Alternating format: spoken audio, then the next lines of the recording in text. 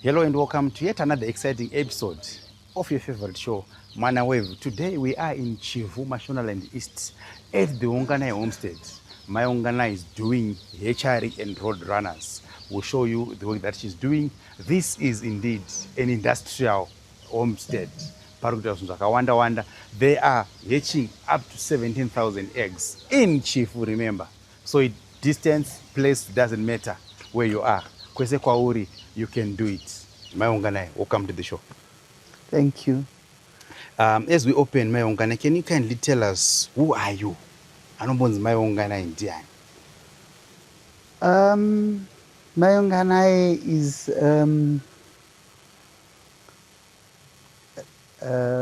new farmer, a 60-year-old new farmer, trying to do everything possible to try and uplift other people, because we have had it all. So we are trying to show the young people and the surrounding that nothing is impossible. Everything is possible when you just try. Everything starts with a step. I've been encouraging even the young ones when they come crying with different stories, and you say, you're just sitting on your hands to do things. So this is Mrs. Unganai. Mrs. Unganai, Chivhu, you were born and bred in Chivhu, or how did you then find yourself at this plot? As you can see, I'm a colored lady, born and bred in Serima, Gutu. Then worked at Serima Mission. Then went to Harare after I got married with a child at the back and a bag of napkins to start a life in Harare. Then I worked a little bit in a restaurant. Then I started my own business, running a takeaway. First one in Bute and Harare Street. The other one 2 years down the line in Rizende and Chata. So they were Suncoat takeaways. In Harare, I'm well known as my Suncoat, where people would come and eat their food. Yeah. And married. To Mr. Unganai. Yes, married, happily married. And we've got 4 children. 3 boys and 1 girl. And 1 grandchild. How did the takeaway restaurant business perform, Mayongane? At first it was good.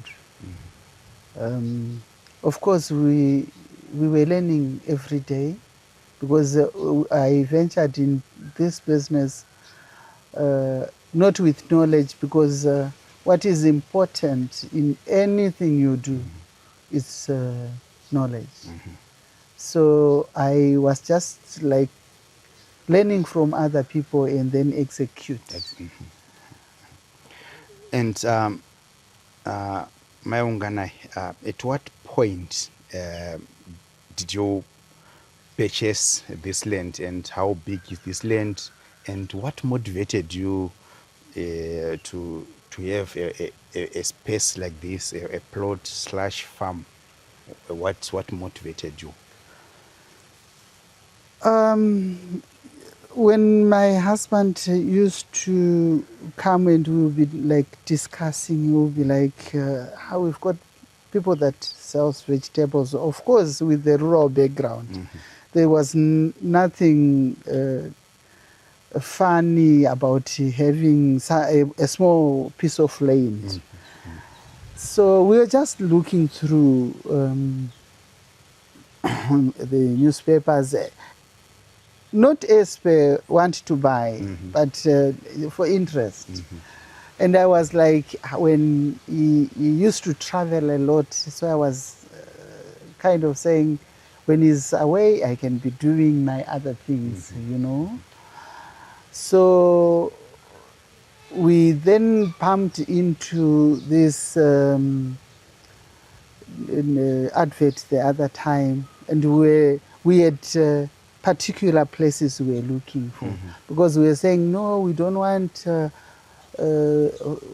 place that is far, where you then have to change buses, you know, even your relatives when they want to visit you. So we're looking just between Beatrice, Mvuma, and Chivhu. So we came across this these plots. There were about 5 that were being sold, and unfortunately, when we came, these 2 were the only ones left. The other 3 were already grabbed. Yeah. So, because that one, it was for Dr. Chimbe, he had already built something, and the other guy here. And that one was still vacant, but it was had already been bought. So we said, I want this one. And the seller said, no, this one is already bought. Taken, yeah. So then Dr. Ongana said, I want the inner one. We bought them, remember, in 2 phases.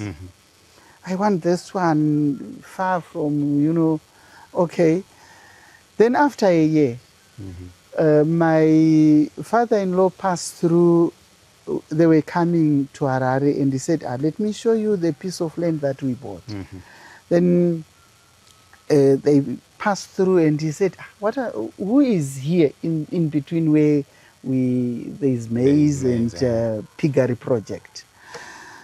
And he said, nobody, I suppose, I think it's not yet bought, but she wanted the place, and I was like, it's too big. Then he said, why not? If it's still available, why can't you get it for her? So he phoned me from here, and he said, can you make arrangements if it's still available? Then I did, and boom, we bought, and we put them together. Them. Yeah. So Ungana, did you have a conversation with, did you sit down with Mr. Ungana to say that, do you consider this, or do you consider this your retirement package? Or at what point did you have a conversation with Mr. Ungana to say, let's have a place where we can retire to, if you consider this a retirement plan for you? Not at that point in time, because we were still very young.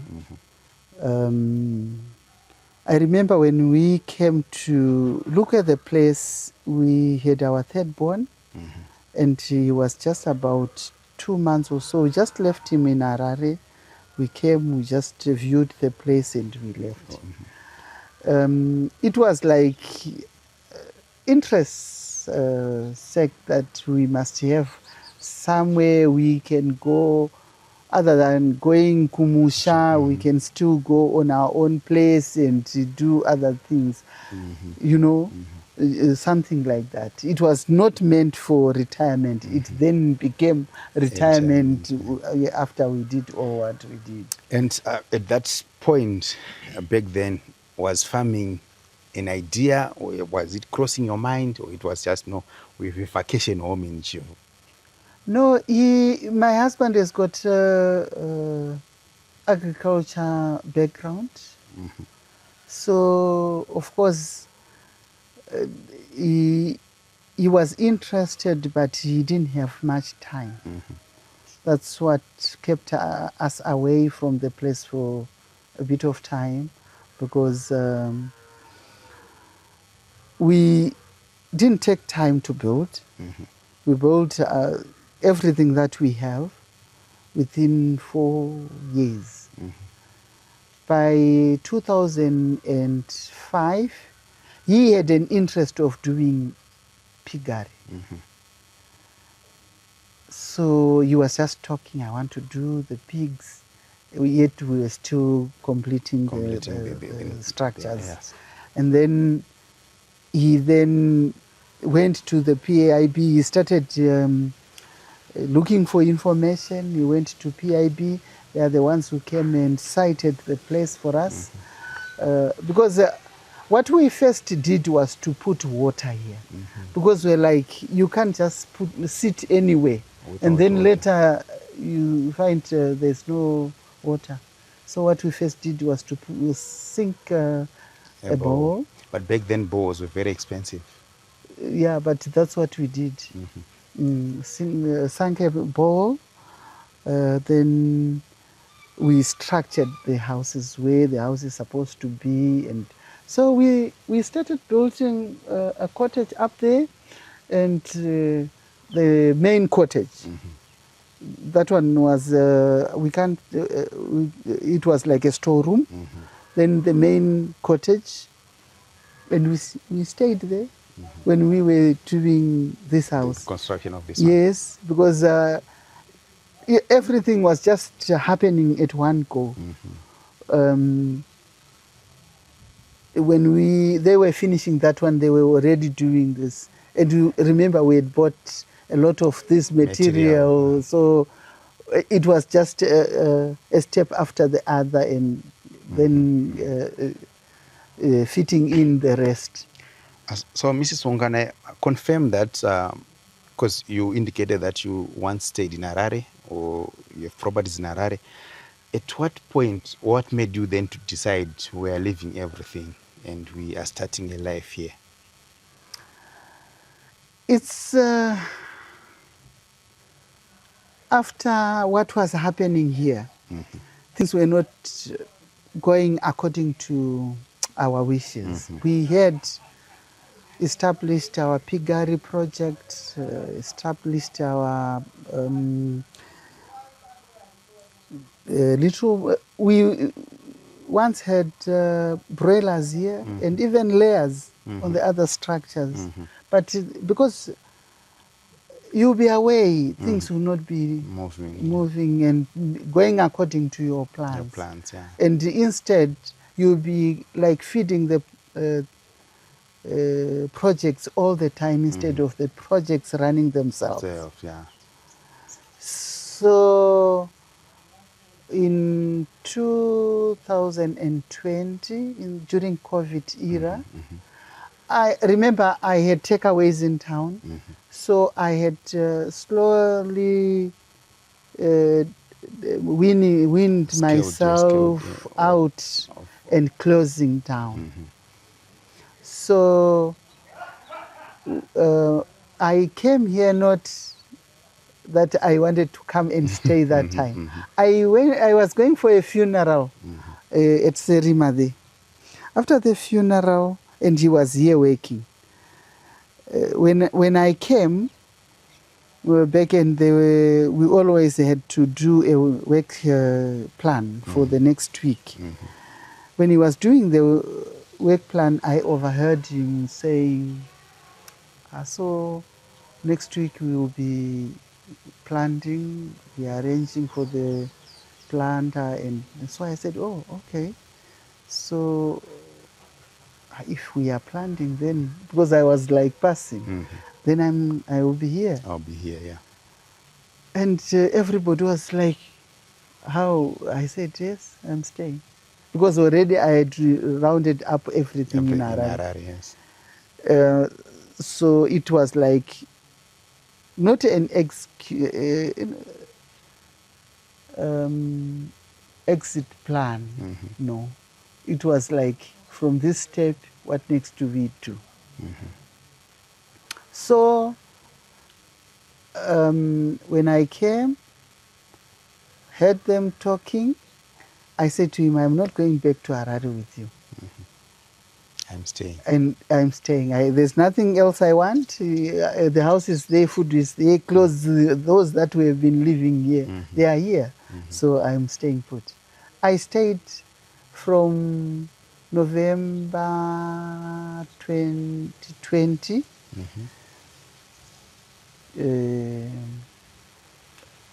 to date.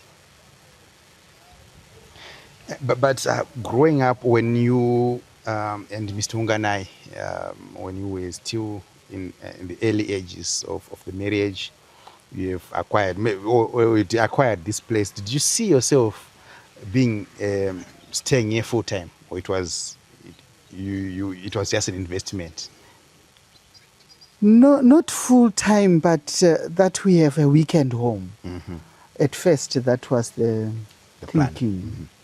That we'll have a weekend home, or we can take our kids to see how the rural life is. Though we come from a very close place in Serima here. But we realized after I came to stay here, we didn't have the fowl runs. We only had one. And then I was like, I had road runners, but you'd find them dead, or they just tell you stories. Stories, yeah. So when I came here, I said, I used to come and take eggs, and I know the challenge here. There's no hatchery services probably that are that much known or that are doing that much better. So I said, I'll take my chickens, give them, even if I have one chick, I'll thank God. So when he came back, because he was still going and coming back, weekends or 2 weeks after, then the other time he came and it was raining. I had chickens in the cages in the house with me, and I would be sitting and looking at them, and he was like, what is this? What's happening?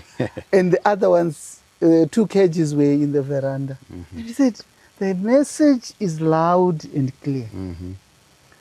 How many are there? 178. Where do we put them? Then he just called a builder. He said, just put a structure down there. I don't know how many fowl runs you're going to put. Just go there and just. So it was just like 3 meters and 4 meters on 3 by 4, 3 by 4, up to 10 fowl runs.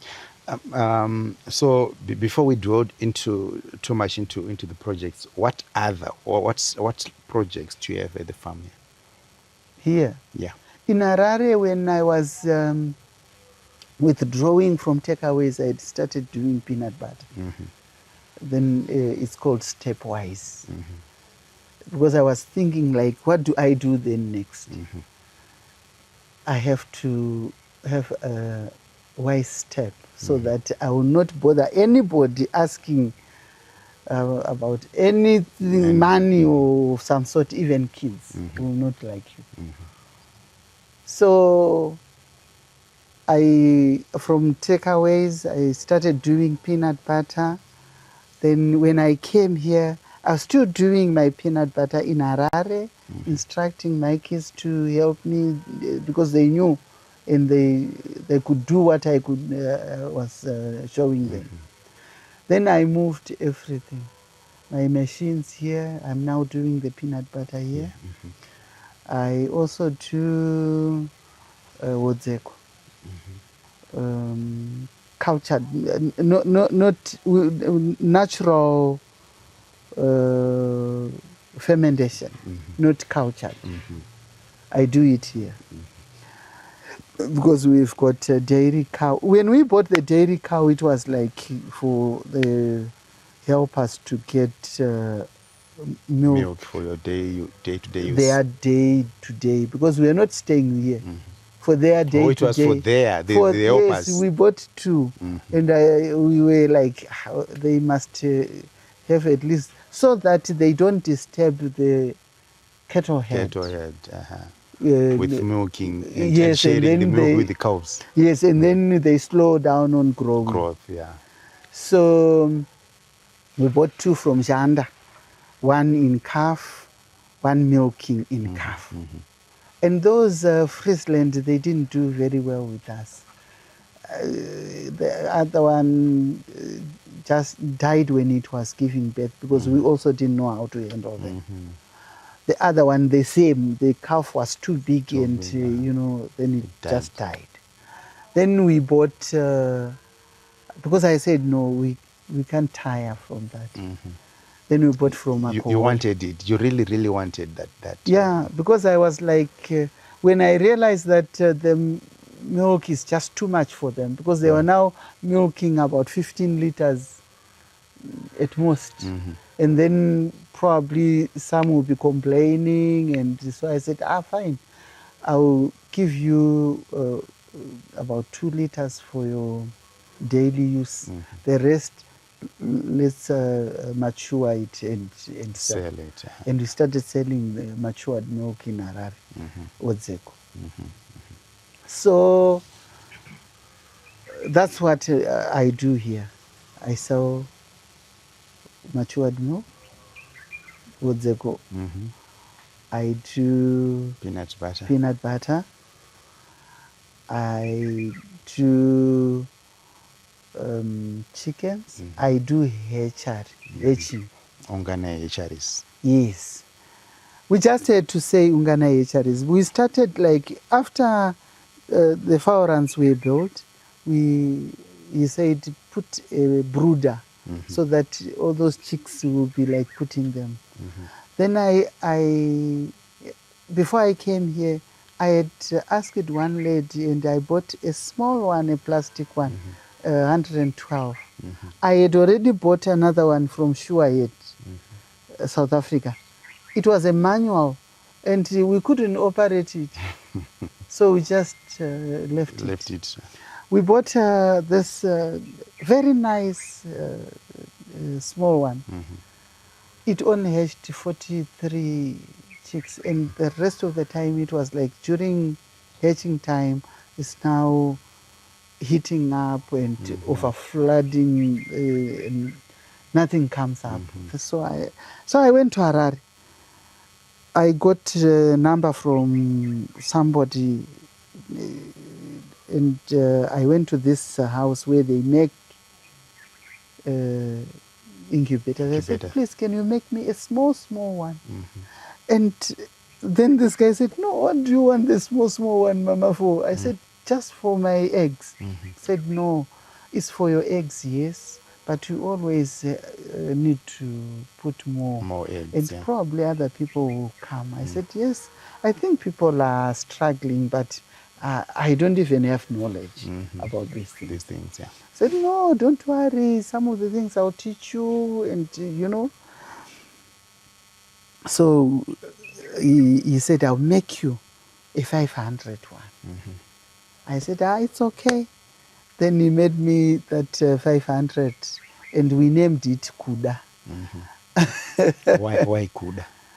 The guy that used to work there, his name was Kuda, and we had a lot of problems when it was, remember, it was a homemade thing.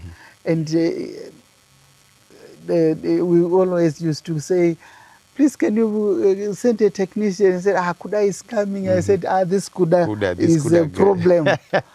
Then before we even used it, because remember, it was also a substandard, and the doors that were put there, they were also substandard. When we were trying to open the window so that we can ship it in, that's when I had other people just saying, but you can survive, on this. When you hatch your chickens, you can sell, it's either day old or you keep them, you can sell any age. So I said, oh, okay. And then other people, word goes around fast.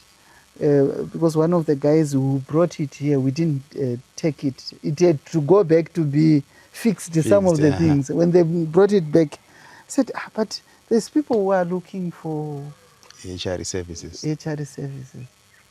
So I said, let me get a proper one. Before we even used that one, Dr. Onkanai then said, okay, I can sponsor you. but I want my money back. Yeah. I said, money is not a problem. I'll work. Then we bought a 1056 and a hatchery. Now, because I was also learning, like I said, information and knowledge is power. I was now learning about hatcheries and incubation, brooding the chickens. Then I found it very interesting because you do it within your vicinity. So I think, Mama, as we talk about incubators, I think we can go see the incubators. We can go see the and have this discussion territory per ground. So this is the second phase of our hatchery. We started with 576, which is on the other side.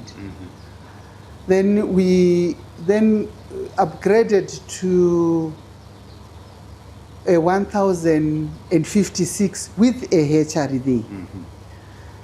Then we realized that people started coming, and because some had knowledge to go to Harare, but it was far.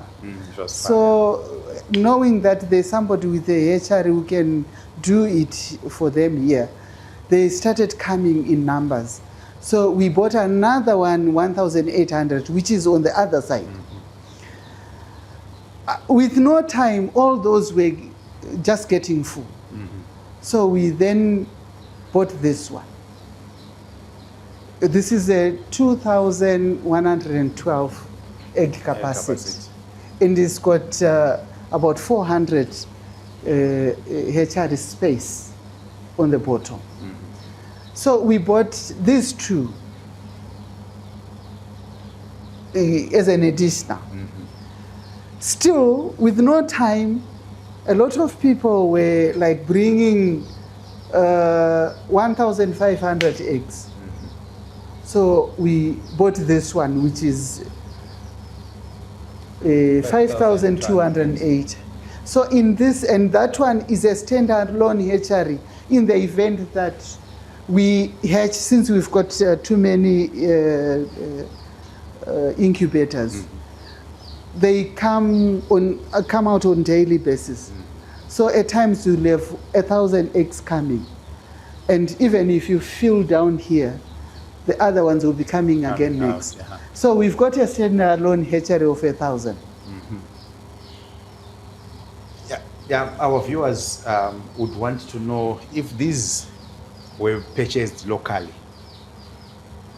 We bought these ones from China, but the rest we bought from, this one is from Zim Masters,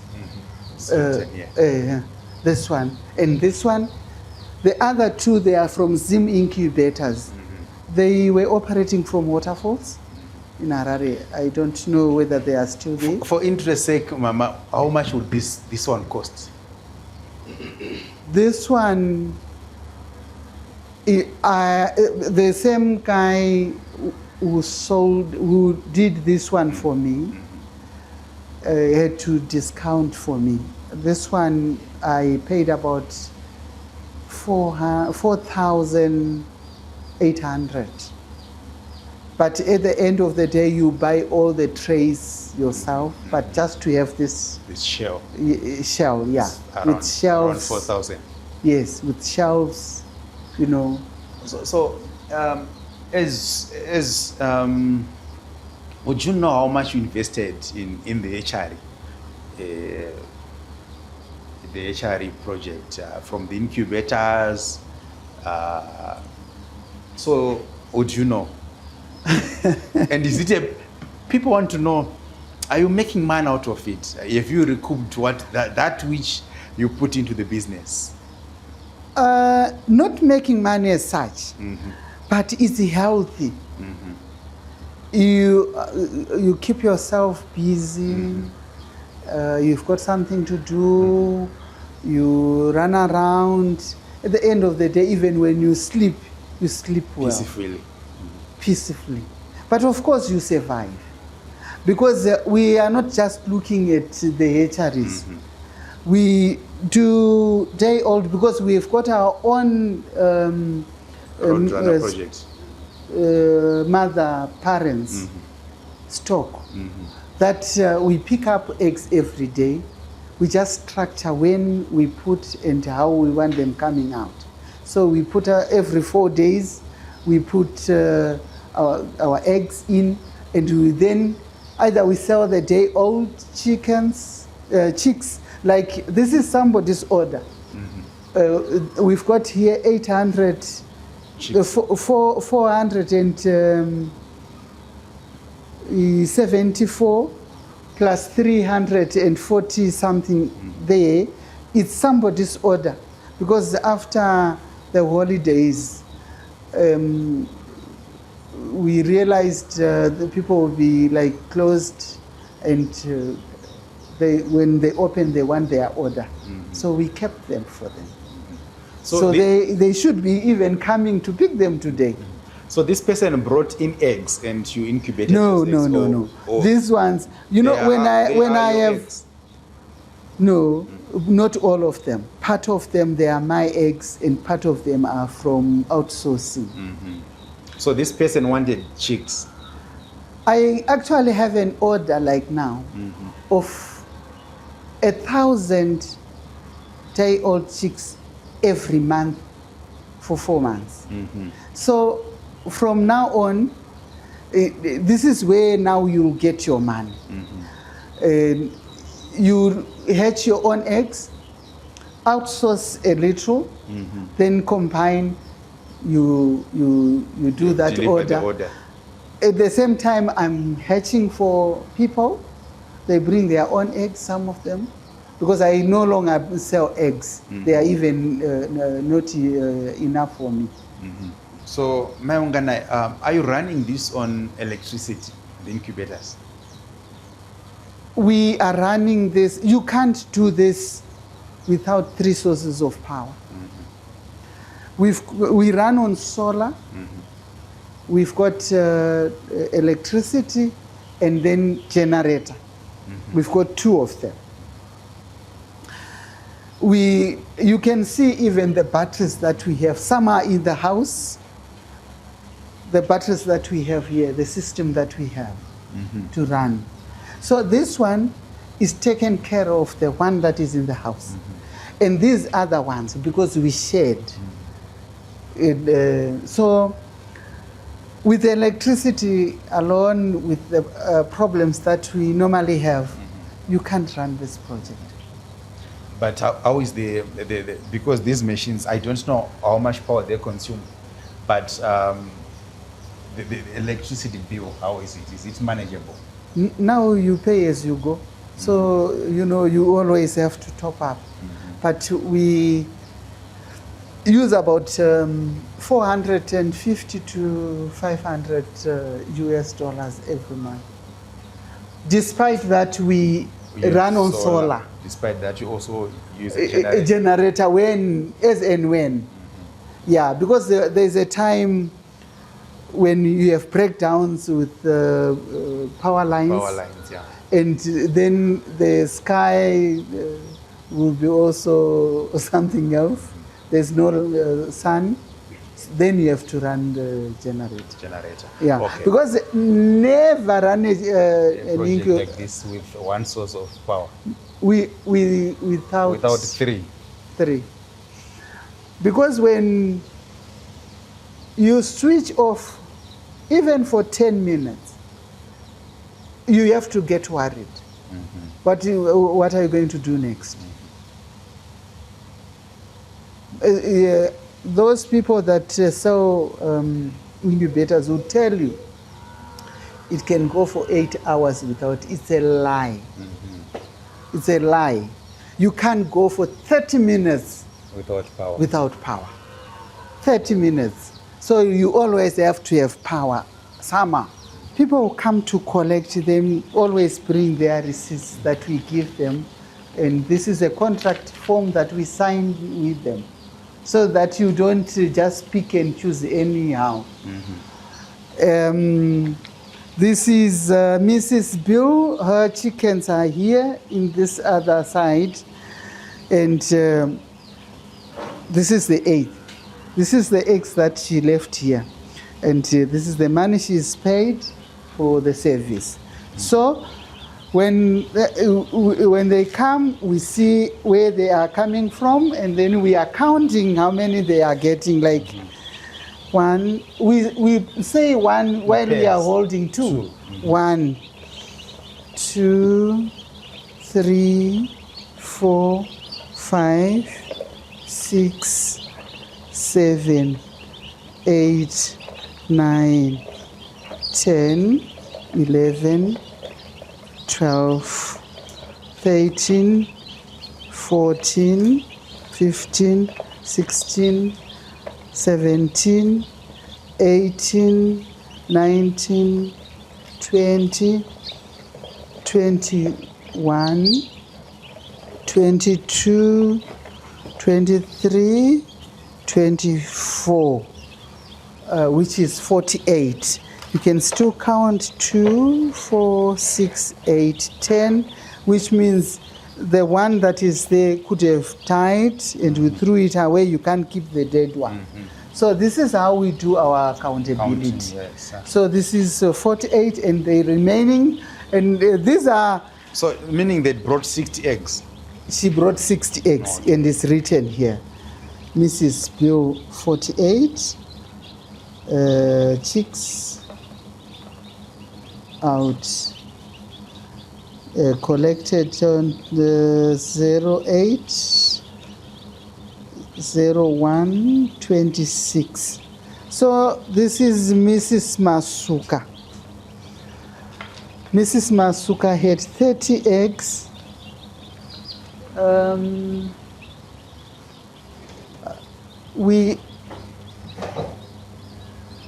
We've got 2 of her eggs that had faults, I think, and they expanded. Oh, okay. Right. And then after this, we cross the receipt. And write collected. So we are very particular about bringing this right. And Mrs. Masuka had 30, and already we've got 2 there. So 1, 2, 3, 4, 5, 6, 7, 8, 9, 10, and 2, 4, 6, 8, 10. Yes. So 20 my Masuka.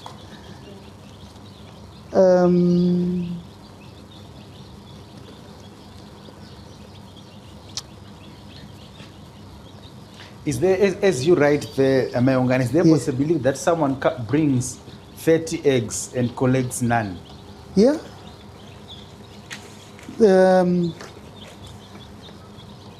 Let me just finish here. Yes, at times the eggs are not the same. Are you happy? you are going to come out of the social media. These are very regular customers and good friends of ours as well. Yeah. So mungainda yenyu ndinotenda. These ones we then put them away in the bin. Mr. Masuka sitting here, that's her husband. So they are teachers.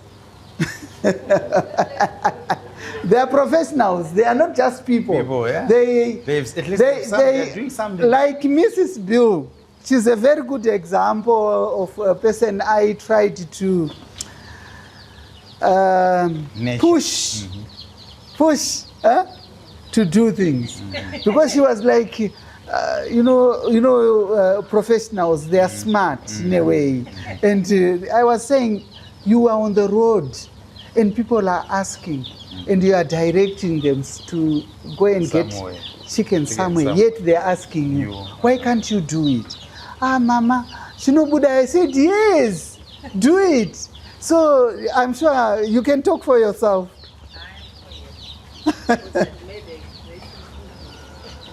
You are very happy. Yeah, I'm very happy because I started with about around the 20 kroilers. Then she encouraged me that I also bought black astrolopes, and now I'm now hatching for other customers. Yeah, it's only that because of mom, she encouraged me to work harder. So you know you have extra. Matwani imwe mari paside ya Mungu wanao. Yeah, ndinoiwana nokuti hazvifanani nezvandakandiri. Asi chinongondilimita manje yekuti infrastructure isati yaright, saka ndinoshanda nezviripo. Saka kana dzaine access ndopandopedzisira ndatengeserawo. Mama, muri kushanda sei kuona mai unganayo kuno? Mai unganayo anoshanda nezvinhu zvakanaka. She is a good lady. She encouraged me to carry on this project. I started at a very small scale, and now I have almost 400 chickens. And you are a professional. We don't want to say what profession you are in, but how does this supplement your income? I get a lot of profits. I am able to send my children to boarding schools just because of not this. Not boarding schools, but good schools. Good schools, just because of this project. I am selling eggs. I am also selling chickens. But are you happy? Today you are collecting 20 you pet eggs. Ratio yakanaka. Yakanaka. It's almost 75%. Yakanaka. Tinostowana anodarika ipapa. Kana umasai edu asina kubuda zvakanaka dzinoderera. Asi tinoti mai unganayo vari kutiitira zvakanaka. Thank you so much. Thank you very much. You see, when these people come, I educate them from their fowl run where I am not there, to start discussing about how they are keeping the chickens, when they pick the eggs, how they pick them, and how they store them. So at times, they lie. They pick one egg per day, they'll keep those eggs for almost a month and then bring them and say they are for 1 week. And then I tell them the result will come. The hatchery does not give chickens. The hatchery only brings out what you have brought in, which means you are supposed to have all your production well done there. Then you bring your eggs, and everything will come out. Hatch rate comes from the fowl run, not from the hatchery. And we are very transparent. They bring their eggs. Like you see, I was looking for those eggs that exploded and they're smelly. So that at times I just throw away. But at times, this will have happened within a short period of time and say, let me show them, yes. But they are very good people. We started from small, and she has always said, I want to reach to 500. She said 3,000. She wants to go as far as 3,000. And all that has been encouraged with us here. And I can see she's very juvenile, happy. Eh? Thank you, Mother. Yes. So this is Mayongana's Roadrunner projects. She will take us through and tell us the stages up until we get to the end there. But before that, as we told, the second phase of the HR. I assume this is the first phase. This is the first phase. So after the structures were put and we had to modify this window so that the machines would go through the window. Because the door, they couldn't fit on the Yes. So we then came started putting our machines.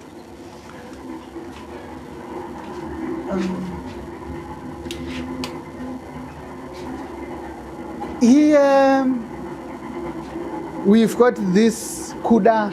So Kuda is the blue one? Kuda is the blue one. But it's still running? Yes. We had to modify it to make sure it works. And this is Kuda. Then the next one we bought after we realized that Kuda is not performing very well, and we might have breakdowns in the way, where do you put our eggs? So we bought this one, which is a 1,056 egg capacity, together with a 500 egg capacity hatchery. So then we upgraded to this one. With what capacity, this one? This is 1,800. So Mayongana, in total, how many eggs do you do per each cycle? The capacity for all the machines that you have? We've got 17,000 egg capacity. In this section alone, we've got 3,300. On the other section is 13,730. We had to use our garage to convert it into another HR. Yes, because we realized there was no time to put a structure, and then, because this is a continuous thing, every day we receive more eggs. We receive eggs. So, yeah. This one, there's chicks already coming out. So this is what is in this hatchery. And it was supposed to be a brooder before we thought of hatching. So that's when we realized also on this other side, it's too small to put. So Mayongana, take us through. Let's say a customer comes in. How do you record keeping? Someone comes through. They bring their eggs here. What do you do? Do you mark the eggs? How do you then know that these are same chicks when somebody brings the eggs? We've got an office where we receive the eggs. A person has to write the name. We don't want initials, because initials will always they can be same initials.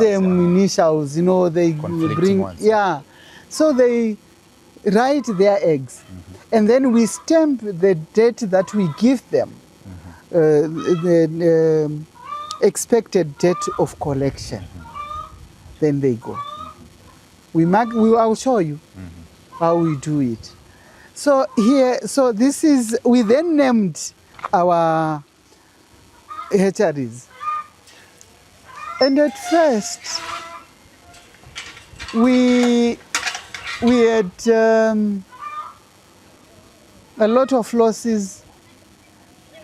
Whatever, makungu anonzi.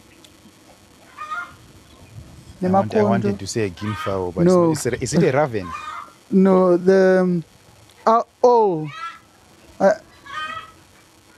Makondo makungu, they were coming and ripping them off. They are black, they walk with them. So we named this one C1, so that we know where we're going. The beginners, we would put them here. We've got infrared lights there because they need warmth in the night. They need to be comfortable and everything. So these ones are the same order with the other ones that I showed you. Together is 800. That order. So from C1, when they grow out of this edge and we want to put the other ones, they then come this side in this other fowl run. In C2. C2. Then our parent stock starts from here. Here in C3, we've got black astrolop. Because we realized people don't have big breeds. We had those road runners that are becoming smaller and smaller. So we had to buy the breeds. We went to as far as buying from South Africa, but we realized they don't just hatch properly from South Africa. South Africa. Ours actually do better. So this is black astrolop In C3. in C3. C4 we've got kukuk. For those that do not want the mixed breed, we have them in names like this. Kukuk. We used to say hanga kumusha, but here they've got names. And this is a pullet fauran. What's a pullet fauran? When we take them from that fauran, they are growing out of age. They are coming here to grow together. When they start laying eggs, we then remove them and put them in the proper faurans. Like now we want to remove all these old ones. So we are going to then start distributing. The black ones goes to the C1, C3, kukuk in the C4. Then we take this whole lot before we kill them and put here. These ones, this is a C5. Yes. We had this structure before, and we didn't want to destroy the memories. Yes. So we just built that one long there and put a door for this fauran. Then we've got this one, it's a Croiler fauran. They are laying there, that's why we have few here. In this fauran, we've got mixed breeds. What we are trying to do here is to improve the breeds. The road runners to have, now they are eating eggs, you see. To improve the breeds. So this is where we are. It's a mixed fauran. This is a Saso fauran. And you see there's turkeys in those each. grew up with those turkeys, so we just left them there. These ones here, they were fighting in this other fauran, and so we removed them. This one, I'm sure they left that pipe for ducks. They left it there. We had to put the overhead fencing so that, So they left that pipe overflowing the water. Yeah, they forgot. Yeah, so we've got guinea fowls, we've got turkeys, we've got ducks in this other fauran. I can see there is Messi in this one. These are, your ducks are very big. These are not ducks. These are geese. Geese. Yeah. The ducks are there. Over there. Yes. But they look like ducks. Huh? They are. It's the same family. So Mayongana, what's the total number for a combined road runners, combined turkeys, and combining with ducks? What's the do you have? We've got about 870 something. Road runners. Yeah, we do count them almost every month. Every month, count them. And in terms of feeds, my ongana for the poultry project, are you purchasing feed or you are making your own feed? We are purchasing the feed. The feed we purchase is the concentrates. We buy roadrunner concentrate, breeders concentrate, and broiler starter for the starters, and then pullet concentrate, and then we grow our own maize. Though it's not enough, we then outsource. Then we also buy, because we do piggery, pigs. So we buy about 15 tons for 3 months, of grind maize. For poultry and pig projects. Yes. So you need 15 tons every quarter. Every quarter. So you need 60 tons per year. Yes, we do. Yes, we do. So it means this project is giving you lots of money, my Ungana. I'm surviving. That's a diplomatic way of saying yes, we are making lots of money. So, my Ungana, if someone is watching this video and would you offer trainings if someone wants to come as far as Bindura? Do you offer trainings, guidance on how they can also make their projects as successful as yours? Yes, we do. And to be honest, this project needs dedication. You need somebody who is very dedicated and who is hands-on. You can be dedicated out there sending money, but the project will not be viable. So yes, we do. You can come, we take you through, we do together so that you see how we do things. We do. But in your introduction, Mayungana, you told us that you have an admin secretarial background. Yes. Did you do any agriculture related trainings when you then relocated to the farm? No, I learned from my husband because he's the one who's got an agricultural background. But of course, growing up in a rural environment, we grew up with chickens, cattle, goats, you know. So with that little knowledge, you then put it together. And your helpers, do you self-train? Do you train them on what you expect them to do? Or you take people that have some knowledge about different projects? Yes, we do. We train them. The other ones, we have to send them like PIB for training. But here, when they come, I train them myself. I train them myself. I make sure they do things properly. And in the morning when they start work, I am starting work. And certain things I do it myself while they are watching.